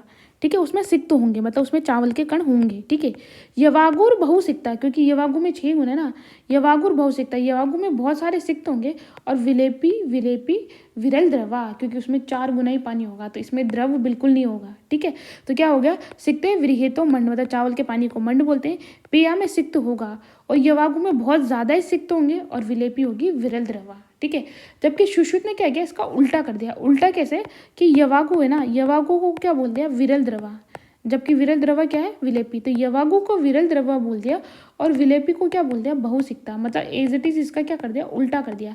तो अपन को सीधा याद रखेंगे तो उल्टा, तो उसको ऐसे बोलेंगे इसने उसका उल्टा बोला है। सीधा याद कर लो कि यवागु में बहुसिक्ता, विलेपी विरल द्रवा, ऐसा चक्रपाणी ने बोला है, तो इसी का उल्टा सुश्रुत ने कर दिया। सुश्रुत ने क्या कर दिया, यवागु को विरल द्रवा और विलेपी को बहुसिक्ता कर दिया। ठीक है, अब उसके बाद सबसे पहली यवागु कौन सी होती है, दीपनी और शुलग्नी यवागु। अब दीपन करने के लिए क्या यूज देते हैं अपन, पंचकोल। पंचकोल क्या करती है, दीपन पाचन करती है ना अपने पास यहाँ पे, तो दीपने में आ जाएगी पंचकोल, पिपली पिपली मूल चव्वे चित्रक नागर, यहाँ पे मरीच नहीं है, सिर्फ ओनली पंचकोल है। इसी पिपली पिपली मूल चव्वे चित्रक नागर, इसी को क्या बोलते हैं पंचकोल, और ये किस में काम आती है, ये दीपन में काम आती है। ठीक है, शूल में भी महाकषाय देखेंगे, शूलग्न महाकषाय उसमें भी आएगी ये पंचकोल, तो ये दीपनी और शुलग्नी होती है। ठीक है, दूसरी क्या बोलती है पाचनी, पाचन किससे होता है खट्टी चीज़ों से। तो देखो यहाँ पे जो चीज़ें हाईलाइटेड है ना, जो अलग कलर से लिखे हुए क्वेश्चन उन्हीं से पूछते हैं, और उसी से अपन को आंसर्स भी याद रहेंगे। ठीक है, तो इनको ध्यान से देखना है। देखो पाचनी ग्रहणी पेय, पाचन करने के लिए क्या चीज़ें चाहिए, खट्टी चीज़ें चाहिए, तो दधित विल्व चांगेरी तक्र दाड़िम साधिता, कि दही बिल्व, चांगेरी, तक्र, दाड़िम, साजिता। तो ये सारी क्या है, खट्टी खट्टी। या फिर इसकी एक ट्रिक मैंने और क्या बताई थी कि दही बिल्ली चाट गई। दही कौन चाट गई, बिल्ली चाट गई। ठीक है, तो हमारे पास दही से दधित, बिल्ली से बिल्व और चाट गई से चांगेरी, तक्र, दाड़िम, साजिता। ठीक है, अब वातज अतिसार के लिए, वातज अतिसार के लिए क्या होगा, लघु पंचमूल क्वाथ से सिद्धि पेय। कौन से क्वाथ से, लघु पंचमूल क्वाथ से सिद्धि पेय। ठीक है, पित्त श्लेष्म, तो अपन किस करेंगे, पित्त श्लेष्म, PS। शाल पढ़नी क्या है, S। और प्रश्न पढ़नी क्या है, P। तो वही PS। तो प्रश्न पढ़नी और साल पढ़नी, तो शाल पढ़नी बला बिल्वे, प्रश्न पढ़ना जैसा साधिता कि शाल पढ़नी बला बिल्व प्रश्न। बस अपन को दो शब्द दिखने की, अच्छा शाल पढ़नी प्रश्न पढ़नी दोनों आ रहे तो तुरंत आंसर टिक आ जाएगा अपना पित्त श्लेष्म अतिसार वाले में। ठीक है, क्योंकि कोई सी भी ऐसी अवागु नहीं है कि दोनों में सेम आए। ठीक है, मतलब दोनों में ये 2 वर्ड आए। ठीक है, फिर उसके बाद है दाड़िम अम्ला हिता पेया पित्त श्लेष्म अतिसारणी, वही ये दाड़िम खट्टे अनार के साथ देना है। ठीक है, फिर उसके बाद देखा रक्त अतिसार अग्नि पेया, रक्त अतिसार अग्नि पेया। तो रक्त किस में होता है, अजा में होता है। तो छाग, छाग मतलब बकरी में होता है। तो पये से अर्धोद के छागे हिरीवेर उत्पल नागरे पेया रक्त अतिसार अग्नि प्रश्न पढ़ना साधिता कि अपन को क्या करना है, पये से किसका, बकरी का, मतलब छाग का दूध लेना है, आधा दूध आधा जल, इससे सिद्ध। और उसमें क्या करना है, प्रश्न पढ़नी भी है। देखो यहाँ पर शाल पढ़नी नहीं है, S नहीं है यहाँ पे, ओनली प्रश्न पढ़नी है। तो भाई कंफ्यूज हो जाना कि प्रश्न पढ़नी इसमें भी है, दोनों में से क्या होगा। तो दोनों में अगर 2 हो, शाल पढ़नी प्रश्न पढ़नी हो, तो ये क्या होगी, पित्त श्लेष्म, ओनली प्रश्न पढ़नी होगी। तो कौन सी हो जाएगी, रक्त अतिसार। रक्त को और किससे करेंगे, छाग से भी करेंगे, छाग में होता है रक्त। तो पयो से अर्धोद के छाग और प्रश्न पढ़ने से अपन रक्त अतिसार अग्नि समझ जाएंगे। ठीक है, फिर उसके बाद आएगा आम अतिसारक नाशक। आम, तो आम क्या होता है, आम बाद में किस में कन्वर्ट होता है, आम विष में कन्वर्ट हो जाता है। तो विष से आ जाएगा अतिविषय, तो अतिविषय से पकड़ लेंगे अपन आम अतिसार, तो आम विष। ठीक है, आम विष याद कर लेना। मूत्रकृच, मूत्रकृच के लिए सबसे अच्छी औषध क्या होती है, गोक्षुर, स्वदंष्ट्रा। तो अपन किससे पकड़ेंगे, स्वदंष्ट्रा कंटकारी व्यायाम। और इसको किसके साथ देना है, फाणित के साथ, राब के साथ, है ना, जो गाढ़ा गाढ़ा सा होता है, राब के साथ। ठीक है, तो फाणित के साथ देना है, और कौन सी, स्वदंष्ट्रा कंटकारी वाली। ठीक है, क्रिमिग्न, क्रिमिग्न के लिए सबसे अच्छी ड्रग क्या होती है, विडंग। तो विडंग, पिपली मूल, सिग्रु वी मरीचेंच, तक्र सिद्धा यवागु, शात क्रिमिग्नि सुवर्चिका। ठीक है, तो अपन को क्या करना है, पहले कृमि से विडंग, विडंग दिखते ही अपन बोल देंगे हाँ ये इसकी यवागु है। और इसको किसके साथ सिद्ध करना है, तक्र के साथ। और किसके साथ देना है, सुवर्चिका, क्षार के साथ। क्षार क्या होता है, तीक्ष्ण होता है, तभी तो कृमि नष्ट होंगे। तो कृमि को नष्ट करने के लिए हमारे पास यहाँ पे क्या देंगे, सर्जिका क्षार, मतलब सर्जी क्षार के साथ दे देंगे। ठीक है, पिपासा, पिपासा प्यास, जब अपन को प्यास लगती थी किसके पास जाते हैं, मिट्टी के घड़े में। तो मिट्टी से क्या हो जाएगी, मृद्विका। तो मृद्विका पकड़ में आ जाएगा, तो कौन सी आ जाएगी, पिपासाग्नि यवाग हो जाएगी। मृद्विका सारी वाला जा, पिपली मधुनागर, मृद्विका को पकड़ लेना। ठीक है, विषाग्नि, विषंग मतलब विष। तो विष अपने पास यहाँ पे क्या होता है, विष कौन पीता है, भोले बाबा पीते हैं। और उनका वार कौन सा होता है, सोमवार। तो विषाग्नि कौन सी होती है, सोमराजी विपाचिता, कि मतलब सोमराजी किसको बोलते हैं, बाकुची। बाकुची के क्वाथ से सिद्ध यवागु जो रहती है वो क्या करती है, विषाग्नि यवागु करती है। तो यहाँ पे जो ट्रिक्स लगी ना उनको अच्छे से करना है, ट्रिक से बहुत जल्दी याद हो जाएंगे आपको। ठीक है, तो विष कौन पीता है, भोले बाबा। उनका वार कौन सा होता है, सोमराज। तो सोमराजी विपाचिता कौन सी हो जाएगी, विषाग्नि। ब्रंगणी यवागु, भैया मोटा होना है तो मोटे इंसान जैसा, मोटे का ही तो मांस खाएंगे। तो वराह निरय, सुअर मतलब खुद मोटा होता है, इसका मांस खाएंगे तो इंसान भी क्या हो जाएगा, मोटा हो जाएगा। तो वराह निरय, सिद्धा वराह निरय, कौन सी यवागु होगी, ब्रंगणी यवागु। ठीक है, सुअर के मांस से। उसके बाद कर्षणी, कर्षणी मतलब पतला, पतले के लिए पतली चीजें खानी पड़ेगी, जैसे गवेदु का नाम, मतलब भुने हुए गो, मतलब जैसे कि गेहूँ, जोनरी, जनेरी, मकई इत्यादि।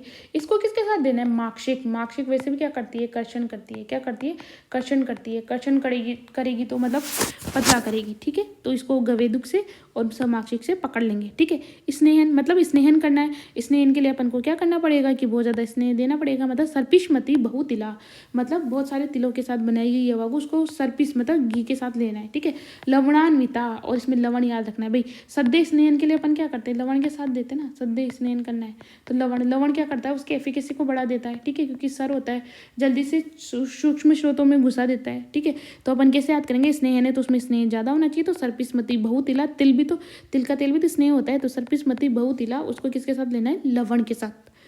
विरुक्षण ही यवागु, विरुक्षण अपने पास मैंने क्या बोला था, काश विरुक्षण हो जाता, लिख लो यहाँ पे, काश विरुक्षण हो जाता, है ना। तो काश से अपने पास क्या हो जाएगा, कुश आम्लक निरोधक, मतलब कुश आम्लक के निरु से, और उसमें क्या देता है, शामक। शामा तो वैसे ही वृक्षिता करता है, तो काश, कुश, आम्लक और शाम ये क्या करती है, विरुक्षण करती है। ठीक है, उसके बाद दशमूल श्रिता, दशमूल अपन किस में देते हैं, श्वास काश में दशमूल देते हैं ना, तो काश हिक्का श्वास कफर मतलब सारे कफज रोगों में श्वास काश हिक्का सब में दशमूल से सिद्धि गई हुई यवागु देना है। ठीक है, अब देखते हैं पक्वाशय रुजा अपहर यवागु। पक्वाशय रुजा, रुजा याद रखना, रुजा को किससे कौन दूर करते हैं, मदिरा, मदिरा पीते तो हमारे सारे गम दूर हो जाते हैं। ठीक है, तो यहाँ पर यम के मदिरा, यमक मैंने क्या बोला था, दो स्नेह को मिला के लेते हैं वो बोलते हैं यमक, तो यमक को मदिरा से सिद्धि कर गई यवागु पक्वाशय रुजा अपहर के लिए रहती है।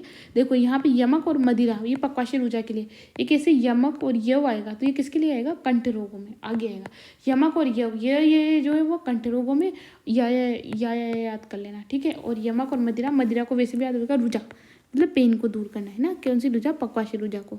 ठीक है, फिर उसके बाद रेचनी और सारक यवागु, तो अपन क्या बोला था, SMTM साकेर मांशेस तिलेर माशे, मतलब साक मांस तिल और माश मतलब उड़द, इससे सिद्ध यवागु क्या करेगी, वर्चिका निरस्यति मतलब सारक होती है। ठीक है, क्योंकि उड़द वैसे भी क्या होता है, पूरी जना नाम तो ये मल का सारक ही होगी। ठीक है, संग्राहिक यवागु मतलब स्तंभन कर दे, तो कषाय रस क्या होता है, स्तंभन करवाता है, तो इसमें क्या है, जाम्बू आम रस, ये क्या होती है, कषाय रस प्रदान होती है, तो ये क्या करवाएगी, संग्रहण करवा देगी। ठीक है, फिर उसके बाद भेदनी यवागु, तो क्षार चित्रक हिंग अम्ल वेतस ये क्या होते हैं, सारे भेदन करने वाले होते हैं, ये सारे मल का भेदन करने वाले होते हैं, तो ये कौन सी यवागु हो जाएगी, भेदनी यवागु। ठीक है, वात अनुलोमली जिसमें क्या आ जाएगा, अभिया, वात अभिया मतलब हरित की वात का अनुलोमन करती है, तो बस उससे सही हुई यवागु जो रहेगी अभिया पिपलीमूल विश्वेर वात अनुलोमनी, क्या अभिया पिपलीमूल विश्वे मतलब सोंठ, ये क्या करती है, वात का अनुलोमन करती है। ऐसे ही पर एक विडंग पिपलीमूल शीघ्र, तो देखो पिपली ये मतलब एक जैसी राइमिंग बन रही है ना, अभिया पिपलीमूल विश्वे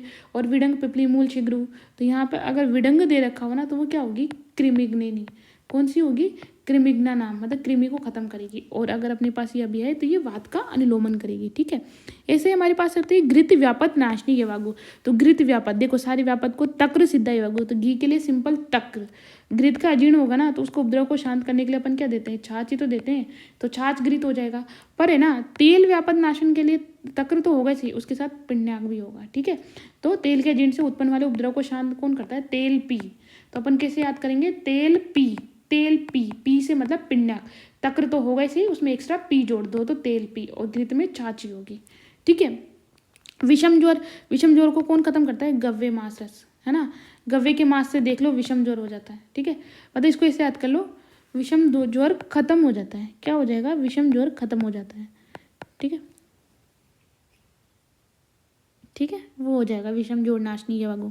फिर आती है कंठे यवागु, तो यह होगा यवानाम यम के पिपली आम्ल के श्रेता, मैंने क्या बोला था, यमक और मदिरा होगा तो पक्वाशय रुजा होगा, पर यमक और यव होगा तो ये क्या होगा, कंठे रोगों के लिए हितकर होगा। ठीक है, रेतो मार्ग रुजा आप, रेतस, रेतस मतलब तो शुक्र, शुक्र मार्ग की रुजा को दूर करने के लिए क्या करना पड़ेगा, मुर्गा खाना पड़ेगा, क्या खाना पड़ेगा, मुर्गा खाना पड़ेगा। तो ताम्रचूड़ किसको बोलते हैं, मुर्गे, मतलब मुर्गे के मांस से बनाई गई ये वायु शुक्र मार्ग की वेदना को दूर करती है।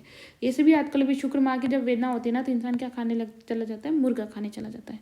ठीक है, फिर उसके बाद वृश्य यवागु, तो वृश्य कौन सी होती है, समास विदला घृत क्षीर उपसादिता, देखो समास मतलब उड़द की दाल। ठीक है, घृत क्षीर के साथ देते ना तो ये क्या होती है, ये वृश्य होती है, वीर्यवर्धक होती है। तो घृत तथा दूध से बनाई गई उड़द की दाल के वागु वृश्य वीर्यवर्धक होती है। मद विनाशक में अपन को क्या याद करना था, मऊ, मऊ मतलब उपोदिका, उपोदिका और दही से जो सिद्ध होगी वो यवागु क्या करेगी, मद विनाशक। क्षुधा रोग में अपन को क्या याद करना था, अपमार्ग क्षीर गोदा रसे, मतलब यहाँ पे दूध को गोदा रस के साथ, गोदा क्या बोलते हैं, गोह, गोह के मास से सिद्ध दूध, और उसको किसने देता है, अपामार्ग के बीज की यवागु, तो ये क्या होती है, क्षुधानाशक यवागु। तो सबसे पहली यवागु कौन सी थी, शूलग्नि यवागु। सबसे लास्ट यवागु कौन सी होती है, क्षुधा रोग नाशक। ठीक है, ये याद रखना है। ठीक है, और फिर इसकी सारे ये रेफरेंस क्वेश्चन आ जाएगा। ये क्या है अपने पास इस सेकंड चैप्टर की पूरी विषय वस्तु कि अष्टाविंशतिर इति एता यवागु प्रतिघाती, ये सारे अष्टाविंशति यवागु है, और पंचकर्मण के सारे द्रव्य यहाँ पे उनको भेषज संग्रह बोला है। ठीक है, ऐसे फिर चिकित्सक की अर्हता है, मतलब उसमें 5 गुण कौन कौन से होते हैं, वो स्मृतिमान होना चाहिए। ठीक है, मतलब स्मरण शक्ति संपन्न, हेतु रोगों के कारण को जानने वाला होना चाहिए, युक्त औषध प्रयोग की युक्ति का ज्ञाता होना चाहिए, जितेंद्रिय होने चाहिए, और प्रतिपत्तिमान मतलब शीघ्र, मतलब जो इमरजेंसी में तुरंत डिसीजन ले ले वो होता है प्रतिपत्तिमान। ठीक है, चक्रपाणी ने हमारे पास यहाँ पे 2 आहार द्रव्य और औषध द्रव्य, इनमें डिफरेंस बताया।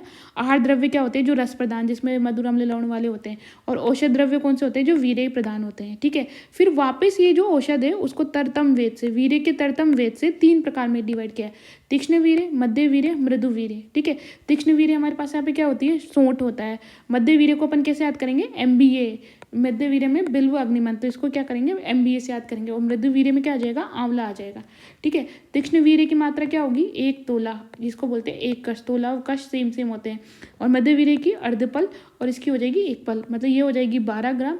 आधा पल होता है हमारे पास यहाँ पे 24 ग्राम, और ये हो जाएगा 48 ग्राम पल होता है। वैसे तो 1 2 4 तोला याद हो जाएगा, पर इसको ना इस फॉर्म में याद करोगे ना, वही ज़्यादा बेटर है, क्योंकि जो श्लोक में दे रखा है ना, क्वेश्चन वहीं से पूछते हैं। तो 1 कश, आधा पल और 1 पल। ठीक है, 1 आधा 1। ठीक है, तीक्ष्ण वीर्य औषधि जोड़ते हुए 1 कश मतलब 1 तोला मात्रा में, उसमें क्या करना है, 1 प्रस्थ मतलब 64 तोला जल में पकाने पर जब आधा शेष रह जाए तब छान कर यवागु का निर्माण करना चाहिए। ठीक है, मतलब हमें क्या करना पड़ेगा कि मतलब उसमें जो 64 गुना जल डालेंगे और उसका जो आधा बच जाएगा तब यवागु निर्माण करना चाहिए। तो ऐसे करके मैंने पूरे ये अष्टाविंशति यवागु हमारे कंप्लीट हो गए। इनको मैंने ट्रिक से बता दिया है, याद करोगे, बार बार करोगे तो ये इंटर कोरिलेशन करोगे, याद हो जाएगा। एक एक शब्द से आंसर पकड़ना हो जाएगा। ठीक है।